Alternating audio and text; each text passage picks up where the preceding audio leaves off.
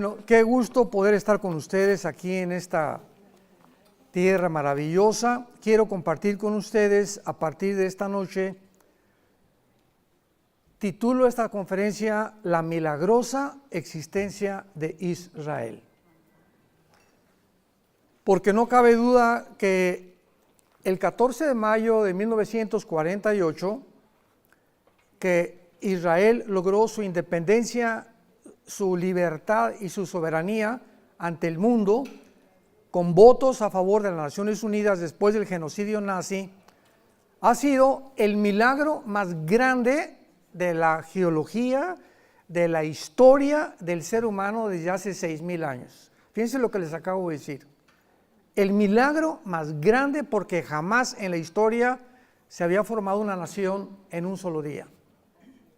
Y después de casi 1900 años de la diáspora famosa, del exilio, donde desde hace 2700 años las 10 tribus primero fueron llevadas a Siria, después 100 años después los babilonios, y en el año 70 después de Cristo, los judíos finalmente rechazan al Mesías, a Yeshua Mashiach, Jesús el Mesías, y entonces Jesús les dice, adiós, pero voy a regresar. Y cuando yo regrese, les dice en hebreo, Baruch Hashem Adonai Elohim, bendito el que viene en el nombre del Señor. En el 48 los judíos regresan, pero no se convierten. Entonces es el renacimiento nacional de Israel el 14 de mayo de 1948. Pero Israel, de acuerdo a la Biblia y a las palabras de Jesús, cuando regrese Jesús, se van a convertir. Y tenemos Romanos 11, 25, 26, que entonces van a aceptar a Jesús como el Mesías, van a pasar 7 años de tribulación tremenda, que no va a ser nada comparada con la persecución de los nazis, y va a ser un pueblo que a través del horno y del sufrimiento van a entender por su rebelión, su orgullo tan grande que tienen, sobre todo los judíos ortodoxos, todos los que se visten de negro, son los fariseos del siglo XXI. Y estos judíos, ¿verdad? No le hacen caso a nadie, no saludan a nadie, no les interesa a nadie. Entonces, es la continuación y la perpetuación del fariseísmo de hace 2000 años, desgraciadamente. Ahora que venimos en el avión, siempre lo hemos intentado, yo hablo con ellos y los bendigo y todos me voltean, ni me pelan. Ni nos fuman, ni me contestan, tratamos de acercarnos, pero permanece ese orgullo tan horrible que fue la caída de Lucifer. El orgullo es el pecado que puede ser la raíz de casi todos los demás pecados que un ser humano o una persona puede cometer. Lo contrario y la antítesis es la humildad de Jesús, que viene Dios y se hinca a lavarnos los pies.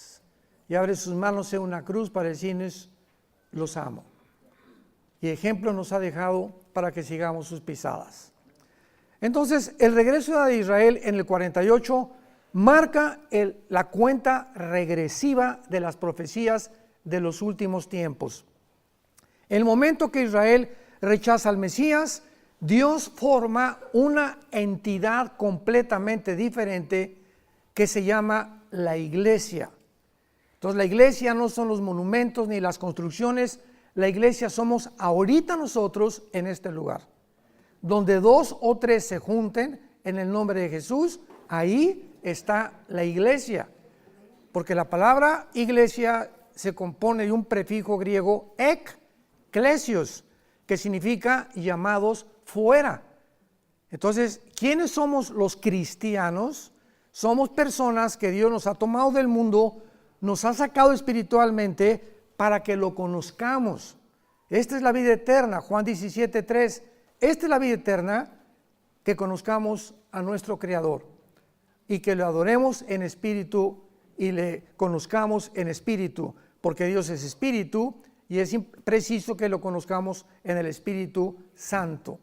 Así que la iglesia no es la construcción y tampoco el cristianismo. Lo venía platicando con nuestro guía, que es un guía maravilloso, Isaac lo conocen, es el jefe de todos los guías. Necesitan los guías tener una cátedra, tienen que ser catedráticos en historia y en arqueología. Aquí en Israel no cualquiera es un guía, son personas preparadísimas en cuanto a la historia y la arqueología. Pero desde luego, ¿verdad?, que cuando ya entramos a la teología, pues ya es otro asunto. Pero una de las cosas que yo le compartía y me canso de compartir con la gente es que el cristianismo, desgraciadamente, como lo vamos a ver en estos estudios, por la ignorancia de este maravilloso libro que es la Biblia, no conocen que el cristianismo no es una religión. Pero el mundo, politólogos, filósofos, teólogos católicos, políticos, periodistas, han puesto el cristianismo con el budismo, con el zoroastrismo, con el islam, y es otra más de las religiones. Y eso fue, antes de que yo fuera cristiano, yo quería ser cura. A los 13 años entré al seminario salesiano en Acapulco, Guerrero, y después de estudiar, mi hermano y yo, colegio de lasallistas, somos lasallistas, primera, secundaria y preparatoria, pues me convencieron, ¿verdad? Y tenía yo mucha inclinación por Dios. Pero cuando me dijeron una noche, en una reunión, el arzobispo en el seminario, que teníamos que hacer el voto del celibato sacerdotal, le preguntamos, éramos como 15, 16 muchachos, ¿qué es eso? Pues que no se pueden casar, que tienen que jurar no casarse para servir a Dios. Y esa noche, lo he contado varias veces, pasó una güerita, no es mi esposa, eran como las 6, 7 de la tarde, una bicicleta, estábamos como en una biblioteca platicando con el arzobispo, y veo y soñé con ella. O sea, ni siquiera le vi la cara, pero me sentí atraído, ¿no? Y le hablé a mi papá. Y le dije, papá, fíjate que me acaban de decir que no me puedo casar y me gustan las mujeres. Mi papá saltó de gusto, mañana voy por ti. Porque mi papá era muy católico, siempre trabajó en la política, sirvió a 3 presidentes en México. Mi papá era franciscano y traía su cordón de San Francisco aquí amarrado desde niño. Pero jamás, nunca nos llevó a misa, porque no era un católico practicante, y él sabía todo lo que se encontraba detrás de esta religión. Entonces yo me decepcioné tanto de la religión que me hice ateo. Y comencé a estudiar la dialéctica materialista, marxista, Federico Engels, etc. Tenía una foto del Che Guevara atrás en mi cama, inmensa, un póster grandísimo. Estaba dispuesto a irme a Cuba para entrenarme en las guerrillas urbanas, que fue lo que fundó Castro y el Che Guevara en Bolivia. Por eso el Che Guevara fracasó en Bolivia, por eso, porque los indígenas de Bolivia no lo ayudaron, no tuvieron éxito y pues lo mataron ahí mismo en Bolivia. Entonces yo estaba completamente en contra de todo lo que era religión. Cuando mi hermano Alejandro, mañana lo voy a presentar, es el director de nuestro Instituto Teológico, por línea, me comenzó a hablar. En un estado que me encontraba yo, me quise quitar la vida 2 veces. Y me dijo mi hermano, vengo a presentarte a Jesús. Le dije, estoy hasta cada religión, he estudiado el budismo, he estudiado el zoroastrismo, he estudiado el islam, etcétera, etcétera, y no me convence ningún líder. Me dice, te vengo a hablar de una persona que se llama Jesucristo. Y le dije, bueno, Jesucristo que murió en la cruz, ¿y qué más? Entonces me regaló el Evangelio de Juan. Y me dijo, léelo. Y no pude llegar más que al Juan 14:6, cuando escuché, yo soy el camino, yo soy la verdad y yo soy la vida. Me acordé de Buda, el gordito, antes que morir, ¿verdad? Dicen que acabó en McDonald's. Les dijo a los discípulos, busquen la verdad, el budismo es una religión atea. ¿Cómo que atea? O sea, ¿que entonces no todas las religiones creen en Dios? No, el comunismo es una religión. La masonería es una sociedad secreta ya introducida también dentro de las religiones. Entonces tenemos que conocer, hermanos, en Cristo, y estudiar, investigar de tantas mentiras que han propagado a través de los siglos. Y tenemos que descubrir cuál es la realidad y la encontramos únicamente en las Sagradas Escrituras. Pues ya mi hermano me dijo, continuó testificándome. Llegó un momento que ya no aguanté con mi vida, me quería quitar la vida, les vuelvo a repetir, no encontraba un propósito, un significado, algo que le diera sentido a mi vida. Ya estaba harto de todas las cosas que había atravesado y caí de rodillas con un misionero que mi hermano me llevó a las 5 de la mañana, porque le dije, ya me quiero matar, ya no quiero vivir. Y el misionero simplemente me sacó la Biblia y me enseñó, la paga del pecado es la muerte, Dios te ama, y de tal manera amó Dios al mundo que dio a su Hijo unigénito, y me comenzó a repetir versículos, no aguanté yo más que 5 minutos.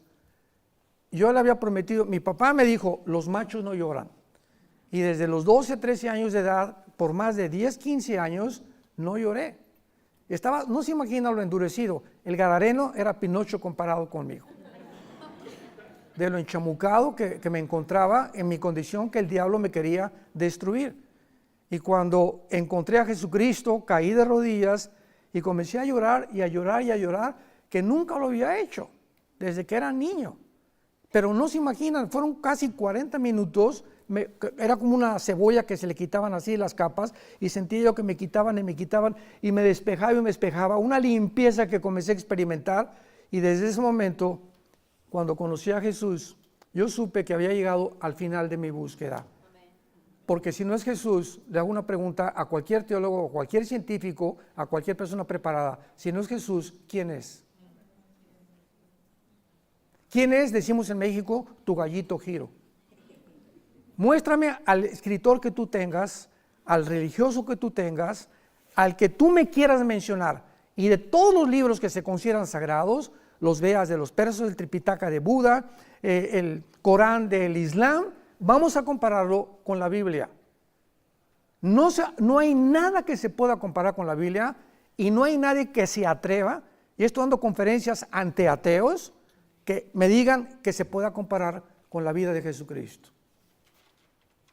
Una vez mi esposa y yo fuimos invitados a Ecuador, a Quito, por la Asociación de Psicólogos de Quito, para que yo les predicara a los psicólogos la contradicción tan grande que existe entre Sigmund Freud y la Biblia. Y ellos no podían creer, ¿verdad? No podían comparar a Sigmund Freud con Jesucristo.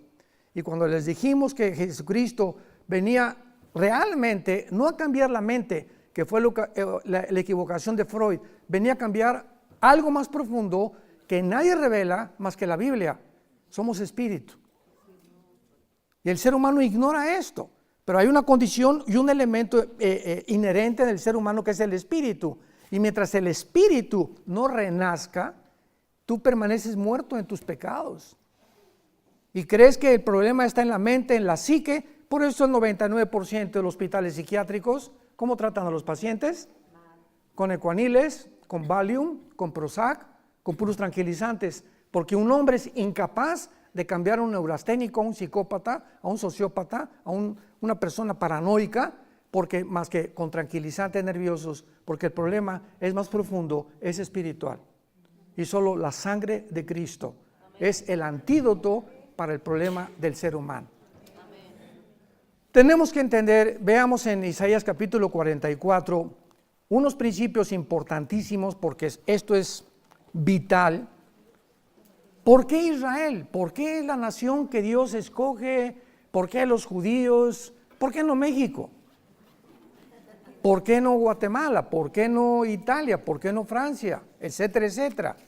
Bueno, pues si hubiera sido Inglaterra, hubieran dicho los franceses, ¿y por qué no franceses? Y si hubiera sido México, ¿y por qué no los salvadoreños? La cosa es la siguiente, vamos a comenzar desde la A. Si Dios existe, Él cuando creó al ser humano, nos creó a su imagen y semejanza. Y hace más de un siglo, un hombre llamado Carlos Darwin postuló una teoría llamada la evolución, que somos amibas. Es lo que el Foro Económico Mundial, les decía hace unos momentos, predica.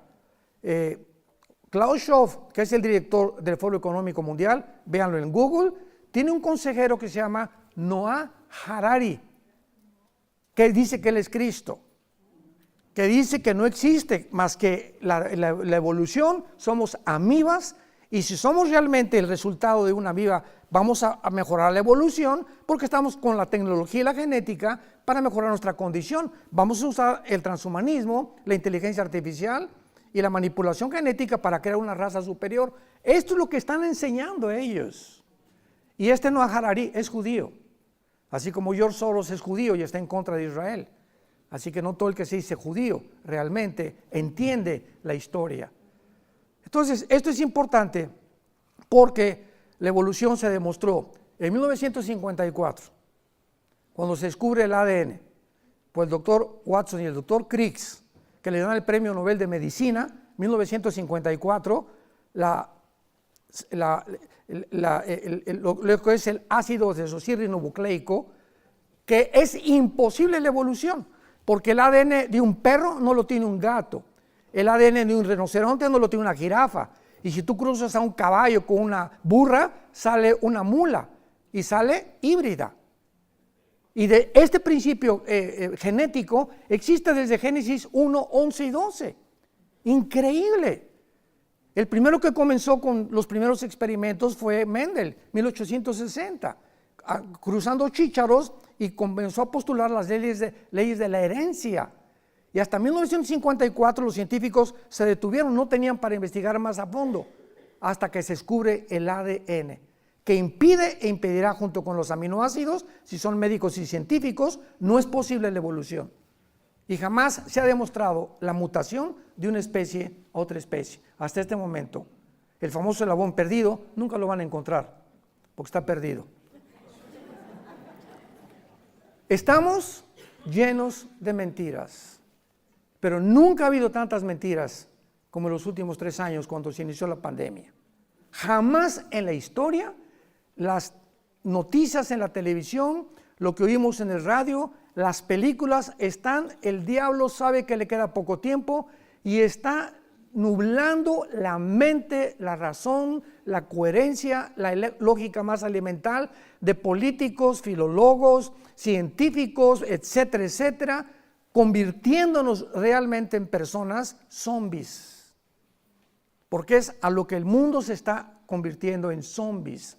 En personas que oyes hablar en la televisión sin ningún sentido, sin ninguna lógica, sin ningún raciocinio, estupideces.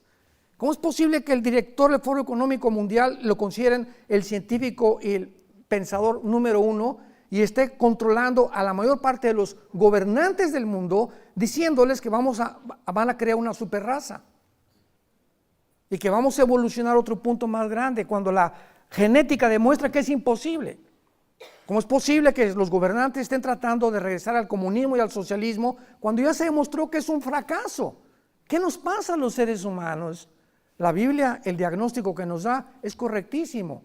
El ser humano es un ser enfermo espiritualmente, y hasta que no conozcamos quién es el camino, la verdad y la vida, tu vida nunca tendrá propósito, ni significado, ni ningún interés para lo puedas dedicar a cualquier cosa. Puedes llegar a presidente de la República, ser gobernador, tener una fábrica de diamantes, ya tienes la empresa, y cuando llegues a los 50, 60, 60, 70 años de edad, vas a descubrir que la vaciedad que tienes dentro de tu vida es más grande. ¿Por qué se mata Elvis Presley? ¿Por qué se mata Michael Jackson? ¿Por qué los grandes políticos, Alejandro el Magno, por qué a los 33 años ya no quiere vivir? Porque no tenía cosas que conquistar, porque fuimos creados para conocer y encontrar a Dios. Israel, en Isaías 44, nos muestra a Dios y nos comienza desde la A, como les dije, hasta la Z, que vamos a terminar, dándonos estas palabras. Así dice Jehová, Rey de Israel. Isaías 44, versículo 6. Y su Redentor, con mucho cuidado, abran sus oídos. Yo soy el primero y yo soy el postrero. Yo soy el Aleph y yo soy el Taf. Es la primera y la última letra del alfabeto hebreo. El alfa y el omega es la primera letra y la última del alfabeto griego. Entonces, cuando Dios dice, yo soy el primero, ¿qué nos está diciendo Dios? Que es imposible científicamente o mediante la investigación intelectual o estudio del ser humano, es imposible que nosotros descubramos cómo se originó el universo. Porque para que sea científico tiene que ser repetitivo, señores científicos que nos acompañan. Es imposible que el ser humano descubra a través de la investigación humana quiénes somos. De ahí que haya remedios psicológicos o psiquiátricos o manejos con pastillas tranquilizantes. No sabemos cómo curarnos. Imposible porque no nos creamos a nosotros mismos. Yo soy el primero, dice Dios. ¿Quieres saber cómo comenzó el universo? No sabemos. Vamos a inventar el Big Bang. Y es la respuesta. ¿Así? ¿Y quién produjo la chispa? Cabeza de melón. ¿Qué se encontraba? Porque científicamente todo efecto tiene una causa. Entonces tiene que haber una causa detrás de la explosión. ¿Y esta causa qué es? La nada no produce nada. Y si seguimos con esa lógica, muy bien, una explosión, ¿quién produjo la conciencia y el pensamiento? La materia no produce nada, la nada no produce nada. ¿De dónde salió la conciencia y el pensamiento entonces? O sea, si seguimos así, nos damos cuenta que llegamos a la locura, que es a lo que llegó Friedrich Nietzsche, el padre del ateísmo del siglo XX. Acabó en un psiquiátrico, se volvió homosexual y acabó loco, cuando dijo Dios no existe. Y fue el que inspiró a los nazis, a los comunistas, a los fascistas y a todas las personas del siglo XX, que fue el siglo donde más ateos el mundo ha producido, como Sam Harris y Jean-Paul Sartre, el padre del existencialismo en Francia. Leía sus libros, yo el Muro, La náusea, para mí eran libros que yo devoraba, buscando realmente a través del ateísmo una respuesta, y el ateísmo me llegó a tratar de que yo me quitara la vida, porque no encontré nada fuera de algo que me diera propósito en mi vida. Yo soy el primero, yo soy el último. Vean esto, si Dios dice yo soy el primero y yo soy el último, quiero decirles todo cómo comenzó, y se los voy a poner en un libro que se llama la Biblia. Les voy a decir cómo comenzó el mundo, les voy a decir cómo lo hice, les voy a dar pruebas científicas. Hay más pruebas científicas de la creación de una pareja que de que venimos del chango, por el amor de Dios. Porque no hay ninguna prueba científica para la evolución, repito, es una teoría y se sigue manejando y manipulando como una teoría, cuando la física, la bioquímica y la primera y la segunda ley de la termodinámica niegan completamente la teoría de la evolución. ¿Pero por qué se sigue insistiendo? Porque no sabemos de dónde venimos. Y los científicos también tienen teorías locas, que son teorías, y que lo repiten tantas veces que el que repite la mentira se acaba aceptando como una verdad después de 100 años. Y se sigue enseñando en muchas universidades que venimos de los animales. Qué estupidez tan grande. Es la irracionalidad más grande a la que el ser humano ha llegado. Yo soy el primero, yo soy el final. Les voy a decir cómo acabar el mundo. Les voy a decir cómo va, porque hace 2000 años el apóstol Juan escribe que el mundo termina controlado económicamente con una marca, el 666. La Biblia nos describe hace 2000 años que el mundo terminará en el globalismo, con un hombre que va a dominar actualmente, que ya la tecnología, es posible que un hombre gobierne el mundo con la tecnología con la que llegamos, con el 666. ¿Qué hubiera pasado si no hubieran inventado el chip y las computadoras? No se hubiera cumplido esta profecía. Pero se inventa el chip, se inventan las computadoras, se inventa todo lo que tenemos alrededor, y nos damos cuenta que la Biblia trasciende continuamente las expectaciones y los pronósticos de la misma ciencia. Así que ahora con la vacuna, si no tienes vacuna no te subes, si no tienes vacuna no entras a la escuela, si no tienes vacuna, vemos que una vacuna, aunque la marca va a ser aquí el 666, la vacuna es aquí. Me preguntaban, ¿es la vacuna la marca de la bestia? No, aquí es la vacuna y la marca del 666 va a ser aquí o en la mano derecha. Nosotros no vamos a estar aquí.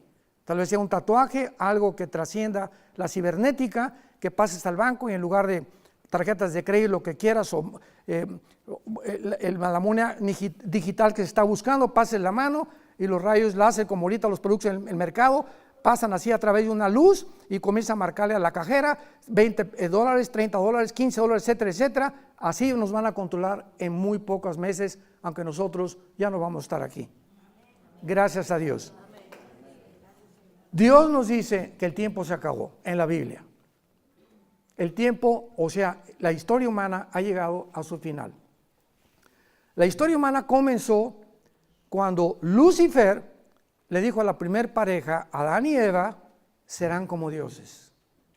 Y esta mentira ha sido continuamente, llevando una secuencia cronológica a través de toda la historia, Alejandro el Magno, Aníbal, Carlomagno, Saddam Hussein, Hitler, José Stalin, Hugo Chávez, mencióname la persona que tú quieras, todos los que llegan al pináculo de la fama y del poder anhelan controlarnos. No han podido, pero ahora la tecnología, repito e insisto y enfatizo, es capaz con la que hemos llegado de que una sola persona pueda ya gobernar las naciones enteras. Dice Dios, ¿quién proclamará lo venidero? Versículo 7. Ahora Dios reta a Walter Mercado, a Nostradamus, dame el profeta que tú me quieras mencionar, y pregunta a Dios, ¿quién puede proclamar el futuro? Escuchen esto y ponerlo en orden. Ponerlo en orden delante de mí, como yo hago desde que establecí el pueblo antiguo, que es Israel. Vienes a la Biblia, Dios le dice a Abraham, 70 años van a pasar en Egipto, y van a pasar esto, va a haber esclavitud, pero van a ser rescatados. Y después yo voy a levantar un líder, que fue Moisés, que los va a sacar de Egipto y los va a guiar hasta la tierra de Canaán. Y vienen los profetas hebreos para decirnos, el mundo va a tener solamente 4 imperios antes de Cristo, babilonios, medos persas, griegos y romanos, el libro de Daniel. En un orden y una secuencia cronológica exacta, la historia corrobora que ese fue el orden en la que los imperios se sucedieron unos a otros en los siglos pasados. Y de acuerdo a la Biblia, el globalismo que continúa ahora será una forma o la tercera etapa del antiguo imperio romano, donde se unirán 5 naciones del Medio Oriente y 5 de Europa para formar un gobierno de 10 naciones de donde surgirá el anticristo. Él derrocará a 3 naciones que posiblemente sean Egipto, Siria e Irak, y él se corone como el Dios supremo y eliminará todas las religiones y comenzará a perseguir a los judíos por la última vez en toda la historia de Israel. ¿Quién puede poner en orden en la historia sino Dios? O sea, tú estás buscando, ¿recuerdan ustedes a este gran astrónomo que murió en el siglo XX, que dijo Carlos Sagan? Carlos Sagan era una mentalidad extraordinaria en astronomía, pero él dijo, antes de morir, ¿por qué usted murió como ateo?, le preguntó una de sus hijos, y contestó, es que nunca encontré evidencias de la existencia de Dios. Cuando en 1954 el puro ADN demuestra que hay un código escondido en cada una de las células, escrito. ¿Y qué te habla esto? Que hay una inteligencia. ¿Quién escribió el ADN y la información que tú tienes en cada de los billones de células que tienes en tu cuerpo? ¿Por el amor de Dios o por accidente? ¿Cómo es posible que en cada célula tengo ya escrito el color de piel, el color de los ojos, el tamaño, la estatura, las enfermedades, la genética, cómo se transmite todo? Y si se transmiten las enfermedades, también se transmite la enfermedad espiritual, que se llama pecado. Y que Freud le llamó, es el problema de la mente, para curarlo con pastillas tranquilizantes. ¿Por qué escogió Dios a Israel? Número 1, a los que quieran apuntar, para que el mundo tuviera el ejemplo de una nación monoteísta, para formar la primera nación monoteísta de la historia del ser humano. Veamos en Deuteronomio capítulo 7, versículo 6 al 8, lo que Dios dice al pueblo de Israel. Deuteronomio 7, del 6 al 8. Porque tú eres pueblo santo. Acuérdense que la palabra santo, apúntalo en el hebreo, kadosh. Kadosh significa apartado, no significa bueno, ni que seamos muy buenos, sino que somos gente apartada para un servicio santo, un servicio diferente. Tú eres un pueblo apartado para Jehová tu Dios. Jehová tu Dios te ha escogido, vean ustedes la soberanía de Dios, para que tú seas un pueblo especial, le dice a Israel, más que todos los pueblos que están sobre la tierra. Y aquí Israel pudo haber dicho, gracias, hasta que nos reconociste, Señor, ¿verdad? El orgullo inmediatamente, cuando viene el aplauso y el reconocimiento, la naturaleza humana se vuelve vanidosa y creída, y crees realmente lo que te están diciendo. Versículo 7, Dios interviene, no por ser ustedes más que todos los pueblos, los ha querido Jehová, y los ha escogido, pero pues ustedes eran el más insignificante de todos los pueblos. Ve un mapa de Israel, rodeado de 22 millones de personas. Es un puntito insignificante, como nos dijo el guía. De norte a sur y de oriente a occidente, el kilometraje de Israel es impresionante. Y la tecnología que ha superado a todos los países árabes de alrededor es lo que ha causado la envidia. Dijo Salomón, toda obra significativa causa la envidia de los demás. Ya tu vecino se compró un Mercedes-Benz, ahí está el envidioso. Ya tiene mejor vida, ahí viene la envidia. Ya el hermano se compró un vestido bonito, parece china poblana. Así es la naturaleza humana. No aguantamos que alguien sea mejor que nosotros o que nos prospere. Las mujeres, ¿quién es la más bonita? Si alguien canta, pues tiene que cantar mejor. O si alguien ya tiene una raíz respingada, pues me la voy a respingar yo también. Es una competencia continuamente entre nosotros para quién supera a quién. Forma parte de la naturaleza caída del ser humano. No porque ustedes sean mejor, sino simplemente eran el más insignificante, porque lo débil de Dios es más fuerte que nosotros y lo que es completamente despreciado para Dios es la belleza. ¿Por qué Dios cogió que naciera en un pesebre el creador del universo? Pónganse a pensar, rodeado de vacas y de becerros y de gallinas. En un pesebre escoge Dios meterse en el esperma que él produjo en María, con el cromosoma Y, porque el Mesías tenía que ser de naturaleza masculina, que es lo que produce el cromosoma Y, y para que María en 9 meses tuviera aquí al próximo Mesías, hijo de Dios Altísimo. ¿Por qué escoge Dios que nazca? Nos preguntaron ahora, en Nazaret. ¿Le soplo? Es que nos hizo una pregunta el guía, no me contesta, dijo, pero ¿por qué creen que nació en Nazaret, verdad? Bueno, la palabra Nazaret viene de nacer, que significa rama, significa algo deseable, y necer, que significa rama o vástago. Y en Isaías 11:1 dice, nacerá un vástago, una rama de Jesse, el papá de David. Entonces, Nazaret era el pueblo exactamente como en México, Tepito. ¿Dónde naciste en Tepito? Nadie se orgullece de decir nací en Tepito. No nací en la Riviera Francesa, ¿verdad? Y nací en Chicago, etcétera, etcétera. Pero Nazaret, cuando comienzan a decir que Jesús nació en Nazaret, ¿se acuerdan que Natanael dijo, qué cosa ha salido buena de Nazaret?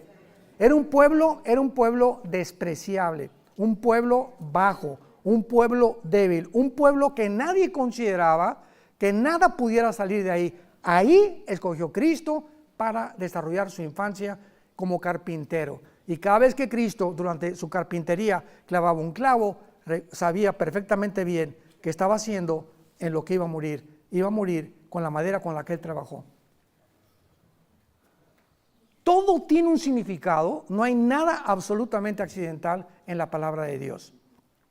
Entonces, Dios les dice a Israel, ustedes eran del más insignificante, versículo 8, sino por cuanto Dios los amó y quiso guardar el juramento que juró a tus padres, te ha sacado Jehová con mano poderosa y ha rescatado de servidumbre de la mano de Faraón, rey de Egipto. ¿Por qué te escogió a ti, a Dios, y no a tu primo? ¿Por qué te escogió Dios a ti y no una hermana que tienes por ahí que todavía anda ahí de locochona? O un hermano que todavía anda ahí de locochón y tú estás comenzando a conocer a Dios. ¿Por qué ellos y por qué a nosotros sí? ¿Nunca te has preguntado eso? Yo me pregunto, todos mis ex amigos que yo tuve están muertos. Y así yo hubiera acabado también. En accidentes, en drogas, en alcohol, alcoholismo, etcétera, etcétera. Perdidos, otros en el manicomio, en hospitales psiquiátricos. porque toda esa época de los 70s, de los 80s, ¿verdad? Fue la época más peligrosa. Elvis Presley, los grupos de heavy metal, vinieron todos los rock and rolleros, vino la marihuana, los Beatles diciendo el que fuma marihuana te transporta. John Lennon compuso la canción Lucy in the Sky and the Diamonds, que es LSD, dietilamida de ácido lisérgico. Fue una época, la cocaína comenzó en los 80s, 90s, pero todo el siglo XX, el final del siglo XX, el diablo lo preparó para que entráramos al siglo XXI a la tecnología y nos ensoberbeciera la tecnología, haciéndonos creer la mentira del diablo, que vamos a ser dioses. Todo tiene un sentido. ¿Por qué eres tú y por qué no tu hermano? ¿Por qué no es tu papá? ¿Por qué tu papá y no tu mamá? Porque Dios te ama. Pregunta, ¿qué no ama también a mi papá y no ama a mis hermanos? Así es. Sin embargo, el plan de Dios es soberano. Y tú tienes a los que amas porque tú y tu casa serán salvos. Si oramos y les damos testimonio. Tú no puedes con tu vida que tú llevas, que tu prima o tu hermano o en tu casa digan, ay, sí dicen que Canchita es cristiana, y ya la vi, antier se emborrachó, y se fue con otro, y se divorció, hizo y esto y el otro. Si tú rompes tu testimonio y tus convicciones bíblicas, no vas a alcanzar a nadie en la vida. Nos ha llamado Dios a ser santos en toda nuestra manera de vivir. Y ese poder solamente lo da el Espíritu de Dios. En segundo lugar, ¿por qué es que Dios es Israel? Para entregar, vean ustedes, para entregarnos sus leyes morales, ceremoniales y civiles, porque solo Dios puede legislar la moral. ¿En qué mundo vivimos ahorita? En el que ya hemos llegado a la locura de que un hombre no es un hombre, una mujer no es una mujer. Y están adoctrinando a los niños, vistiéndolos a las niñas de príncipe y a las niñas, a las niñas de príncipe y a los niños de princesas. En las escuelas. ¿Cómo es posible que hemos llegado a este grado de locura ya? Donde la identidad del ser humano está siendo robada. Hay un poder, dice la Biblia, no tenemos lucha contra sangre y carne, Efesios 6:12. Hay un poder operando una energía, el misterio de la iniquidad, segunda de Tesalonicenses 2, 4 y 5, que está operando en el mundo, en los seres humanos, para robarnos y convencernos que no somos lo que Dios nos creó. Escuchen esto, el 65% de las personas transgénero se suicidan. Chécalo. El 65% de los que han hecho una operación quirúrgica para supuestamente cambiarse de sexo, se suicidan. ¿Sabes por qué? Porque no puedes cambiar tu genética ni tu biología. Tú eres lo que el cromosoma Y, eres hombre, 2X, eres mujer. Pero tu mente se descompuso, se aflojaron los tornillos y dices, niego mi genética y niego mi biología y no soy esto. Quiero ser lo otro. Ok, lo eres y te operan y viene una lucha entre la mente y tu cuerpo. El cuerpo se revela y te lleva a quitarte la vida. ¿De qué habla esto? ¿Por qué no están convencidos por qué continúan permitiendo las operaciones quirúrgicas para cambiarse el sexo? ¿Por qué? ¿Por qué esta locura? Médicos que saben que es una locura, que jamás va a resultar. ¿Por qué lo siguen permitiendo? Por el amor de Dios. Por la manipulación de la agenda global, que es una élite que está tratando de descomponer a las naciones.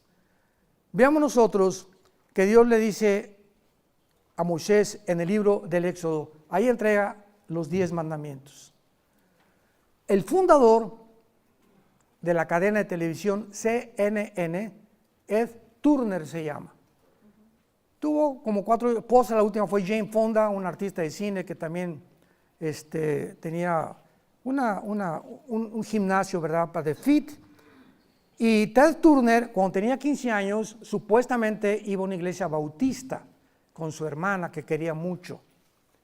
Se muere la hermana de cáncer de Ted Turner, el dueño de CNN, bueno, ahorita ya es como tiene el 30-40% de las acciones, y le pide a Dios que sane a su hermana y la hermana se muere.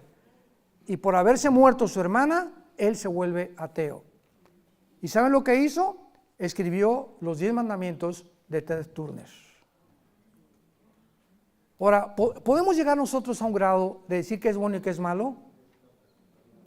Le preguntan a la secretaria de salud de Estados Unidos, ¿qué es una mujer? No supo qué contestar. Hemos llegado, el día que lleguemos, que tú no eres lo que eres y no eres una mujer, ni eres un hombre, y es una locura, esto es un manicomio. Aceptado por gobiernos, aceptado por los pseudocientíficos. ¿Cómo es posible que hayamos llegado a ese punto? Es una locura el mundo. Hay de los que dicen bueno es malo y lo que es malo es bueno. Isaías 5:25. Dios es el legislador de la ley y Él es el que dicta las leyes morales y el único código de conducta y moral que podamos aceptar está en la Biblia. Yo le dije ayer a una persona que es judía y que habla muy bien español, me dijo que era ateo, tuve una conversación con él y le dije, si tú eres ateo, dime cuáles son tus 10 mandamientos. ¿Me puedes escribir cuál es tu código de conducta y moral que les vas a enseñar a tus hijos? ¿Tú vas a inventar lo que es bueno y lo que es malo? Al decirme no hay Dios y rechazo a Dios, te haces Dios. El ateísmo ahora es insostenible filosóficamente. Porque cuando una persona no tengo a Dios, en ese momento no tengo ninguna fuerza externa, otra que trascienda, que me diga quién soy, ni tampoco lo que tengo que obedecer. Yo voy a dictar quién soy. Yo voy a decidir qué es bueno y qué es malo. Eres un Dios. Te has endiosado. Entonces no eres ateo, porque tú eres Dios. ¿Se dan cuenta la contradicción filosófica? Es una locura, o sea, no tiene raciocinio, no tiene lógica, la más elemental. Hemos violado todas las leyes del pensamiento humano. Los mismos filósofos griegos, Sócrates, Demóstenes, Platón, decían pienso, luego vivo, tiene que haber una causa, esta causa no está en mí, esta causa tiene que estar lejos de mí. Los filósofos griegos llegaron a la conclusión de que tiene que haber un ser superior, no le llamaron, pero alguien tiene que existir que nos dio la vida. Yo cuando prediqué en la Facultad de Filosofía de la UNAM en 1995-96, reté a todos los filósofos, los maestros de la UNAM, en la Facultad de Filosofía, y les dije a los estudiantes, antes de comenzar, porque comenzaron a burlarse de mí y a chiflarme porque llevaba la Biblia, no, es un padrecito, me acuerdo todo lo que me dijeron. Ya los callé y les dije, quiero hacerles una pregunta nada más a todos ustedes. ¿Alguno de ustedes defíname qué es la verdad? ¿Son filósofos? ¿Qué es la filosofía? Pues una perspectiva de la verdad. Pero ¿quién puede definir qué es la verdad? No hubo nadie que se levantara. ¿Saben lo que me contestaron? Bueno, lo que es verdad para usted no es para mí. Digo, se llama relativismo. Y si llegamos a ese punto, no hay una verdad absoluta. Y si negamos que hay absolutos, pues claro que no existe Dios tampoco. Y si no existe Dios, todo está permitido. Tan sencillo como es, como dijo Dostoyevsky, el filósofo que estuvo en Siberia exiliado ruso. Si no existe Dios, todo está permitido. Entonces Dios le dice a Moisés, estos son los 10 mandamientos. Adorarás a Dios, no jurarás el nombre de Dios en vano, no matarás, no robarás, no te meterás con la mujer de tu prójimo, etcétera, etcétera. Son las leyes morales que Dios nos deja en el libro del Éxodo. En segundo lugar, las leyes ceremoniales. Ustedes no van a buscar cómo adorarme. Yo les voy a enseñar cómo se pueden acercar a mí. Como el ser humano ignora este libro, entonces el ser humano, por traer la eternidad desde la creación, inventamos las religiones. ¿Qué son las religiones? La palabra, el prefijo ligos, regresar o volver. Ligos, ligar. Una persona religiosa es una persona que está tratando de religarse o volver a unirse con Dios a través de no comer carne con la cuaresma, de que lo bauticen, de ir a misa el domingo, cumplir una religión, aunque por dentro sea un anticristo. Entonces, las personas religiosas son las personas que están buscando de alguna manera, ¿qué cosa? Que Dios las acepte a la forma que ellos creen que los va a aceptar. Al Capone, el rey de la mafia y de los cárteles de Chicago, 1920, se disfrazaba de Santa Claus y regalaba dulce a los niños. La conciencia lo atormentaba. Yo quiero ser bueno. Y a los 3 días agarraba la ametralladora y mató a 500 personas. Todos los grandes de la mafia y del Padrino italianos, nosotros descendemos de Palermo, ¿verdad? Mis antepasados yo creo que fueron mafiosos también, y de ahí los chamucos que yo traía. Pero todos, ¿verdad?, piensan eso, que son la familia, ahora sí la respetamos dentro de la mafia, pero matamos y robamos, pero nosotros hacemos las leyes. Te vas a casar con una persona y la respetas, porque nos conviene a la familia del capo o del capo mafioso permanecer así para poder no desbaratar nuestra familia, porque la familia es sagrada ante el Vaticano, con permiso de matar, de prostituirse y de vender drogas. Qué contradicción, ¿verdad? Pero ese es el ser humano. Y en tercer lugar, Dios forma a Israel para darle las leyes civiles. Si hay abogados aquí, el derecho romano no viene de Roma ni de Grecia, viene de la Biblia. Dios establece cómo deben los gobernantes gobernar. Y exactamente el patrón de cómo está en la Biblia lo tiene Estados Unidos de Norteamérica. En Estados Unidos de Norteamérica hay un juez, hay un jurado que lo escogen y hay los abogados y se presenta un público para públicamente examinar las evidencias que son consideradas por el juez, el que dicta la sentencia final. Así es como está exactamente en la Biblia. Se parece a México, ¿verdad? Súbase y después alegamos. Como decía Pancho Villa, mátenlo y después averiguan. Y prevalece la ley del terror. ¿Por qué? Porque no hay leyes. Y las leyes civiles las estableció Dios de cómo gobernarse. Esto es maravilloso porque nos habla claramente de por qué Dios escogió a Israel, para que sea a través de esta nación la que pueda presentar, demostrar al mundo las leyes de Dios, las leyes civiles, las leyes morales, las leyes de cómo debemos adorar a Dios. Fue lo que quiero terminar con esto. Capítulo 4, mañana continuamos, la mujer samaritana. ¿Se acuerdan de la mujer samaritana? Llega Jesús y tenía así en su calendario, tenía la cita a las 12 del día. El Padre le hizo el calendario a Jesús, tienes una cita con una mujer. Y dice en Juan capítulo 4, le era necesario ir a Samaria. ¿Por qué necesario? Porque estaba en su calendario de Jesús. ¿Y por qué a las 12 del día? Porque las mujeres honestas y no prostitutas recogían el agua a las 8 de la mañana, cuando no hay sol. Pero las marginadas, para que nadie las criticara, iban a las 12 del día. Y Jesús fue a visitar a la peor de las mujeres. Llevaba 5 maridos y con el que vivía era su amante, la chulis.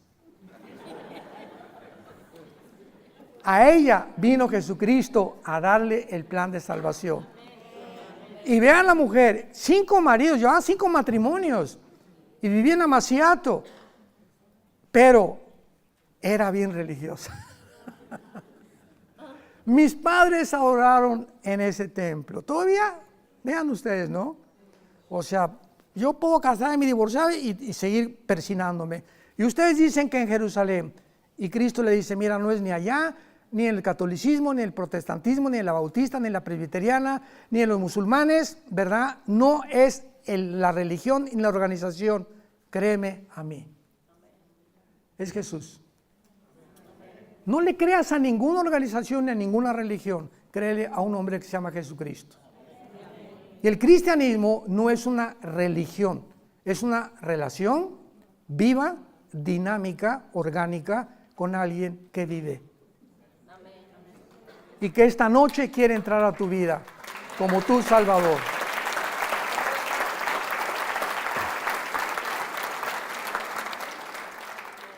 Se acabó. Mujer, no es ni aquí ni acá, no busques edificios, no busques títulos en las botellas. Vengo a buscar lo que está dentro de la botella. Hay católicos que se van a condenar y hay católicos que se van a salvar. Hay cristianos evangélicos que se van a ir al infierno, porque el hecho de que seas cristiano evangélico no significa que te vas al cielo más que siguiendo a Jesús. Entonces no confíes por la religión a la que tú perteneces, no conviertas el cristianismo en una religión, donde solamente cumplas con tus diezmos y el domingo, y de lunes a viernes te portas como hijo del diablo. Porque en ese momento estás apostatando y negando realmente tu fe. Entonces el cristianismo es una relación diaria. Es la persona que se levanta y medita, lee, memoriza 1, 2 versículos, pasa 10, 15, 20 minutos en oración con Dios, antes de acostarse abre la Biblia, tiene comunión con Dios, porque es imposible tener comunión con el Creador sin este libro. Y muchos ya ni la Biblia traen. Las iglesias ya, de la tecnología, las letritas, ¿verdad? Y les ponen los versículos y con eso ya desaparecen las Biblias. Y es la tecnología, es el lado negativo de la tecnología en las iglesias. Padre, vamos a orar, te damos las gracias por tu palabra.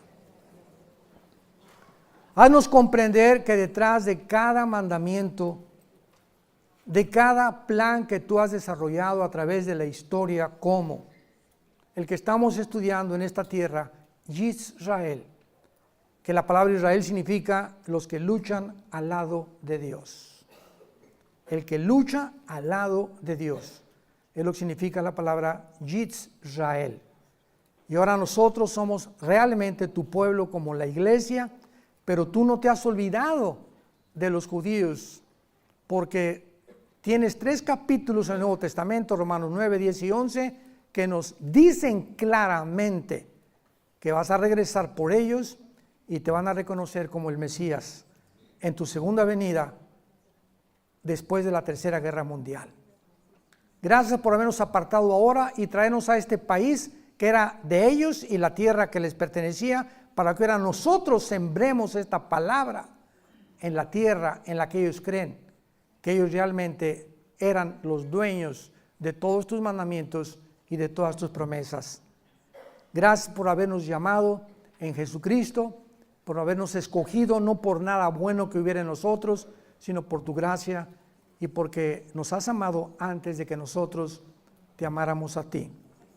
Te decimos que te amamos, Jesús, que queremos permanecer en la esperanza a la que nos has llamado hasta el fin y que podamos ser renacidos de nuevo, verdaderamente sirviéndote en espíritu y en verdad. En el nombre de Jesús. Amén.